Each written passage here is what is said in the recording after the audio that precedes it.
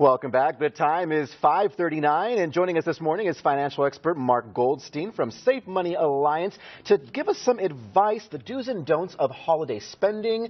I'm sure there's a lot of places you can go wrong, so let's just do the right things, right? Let's do the right things. Yes.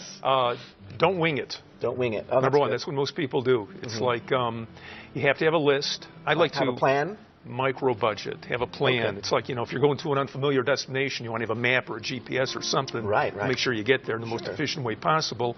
So micro budgeting, not just the amount you're going to spend, but each individual person, how much, name of the person, the suggested gift, suggested amount, and actual amount spent, and keep that because you could use it next year to refer to. Oh, there you go. So, and people wonder about how to budget. How do you budget? What do you do? Well, if you can discipline yourself to put away a certain amount every day, and you can put it on autopilot, have your checking account, put it into a Christmas fund account. There you go. That's smart. You could do that. Here's something that's kind of interesting, and people tell me they swear that it works. Okay. Say you want to spend. You're going to need to spend $1,000. Okay, if you could just get into the habit of cutting up your credit cards and using cash every day of the year.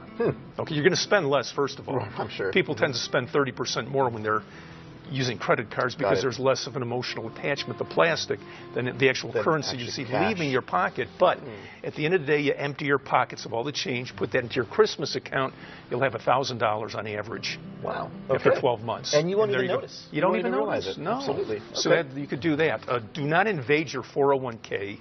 Even though you can take loans. People sometimes think they can take a loan from an IRA. You can't. It's a distribution. It's taxable. If you're under 59.5, there's a 10% penalty. Right. So you don't want to do that. 401k, most plans allow you to do it, but your money's not working for you. It becomes habit forming. It's supposed to. You don't do it. Okay. And if you blow it, there's penalties, and again, the 10% IRS surcharge. People think the only expense is presents. During the holidays. Presents. No. It's parties. Presents account for about 1/3. You're spending during the holiday season. So Americans will spend, about $1,500 a year on average. It's up 13% from last year on the holidays, and about $500 for presents, for gifts.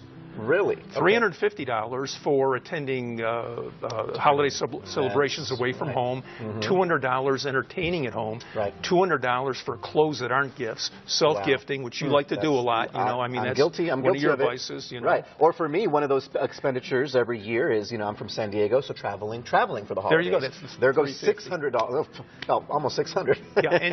Absolutely. Yeah. I'm talking average. $50 holiday furnishings, and about $100 miscellaneous. That could be Christmas cards, postage, gift wrap, and all that. That's $1,500. Okay, rule of thumb: 1% gross income for the holidays. Really? So, if you're making $150,000 a year, you could spend $1,500. Spend within your means, right? That's really the trick here. So. And one thing too is, don't spend next year's money. Don't get loans. Oh my gosh! Don't get loans out for the holidays. No, don't do that. No, absolutely not. And the other thing is, shipping. Oh, I got a better one. Gift cards. Don't get caught up in gift cards. It's the most wanted gift among recipients of anything. But three things can go wrong. First of all, the retailers and the restaurants love gift cards. Why is that? And there must be something wrong, to the disadvantage of the consumer. You tend to spend more when you buy gift cards because the actual price is on there. People know how much you spend. It's like giving something with a price tag attached. Okay, so you're going to spend more, and the person receiving it's going to buy more because they don't want to leave any money on the table, and it's hard to hit that amount exactly, so they go over by 20% on average. And 10% are unredeemed. They're left in a drawer. They're just... So and it's pure profit for the retailers. We've all been there, absolutely. Big tip, Robert, big tip. Friday the 18th, the third biggest holiday shopping day of the year. It's called Free Shipping Day. Free shipping, you can go to freeshippingday.com, and there's thousands and thousands of retailers that offer free shipping on the 18th. That's this coming Friday. And a guarantee of delivery by Christmas Eve. Oh, all right. There you go. So keep that date in mind, and you should have paper shipping, so that's good advice. All right. That's right. Mark, we'll talk to you next hour. Thank you so much for being here. Thank you, Robert. Great advice as usual. Oh, I love it. Follow it at home, and we'll have all the tips on our website, elpasoproud.com. We'll be back after the break.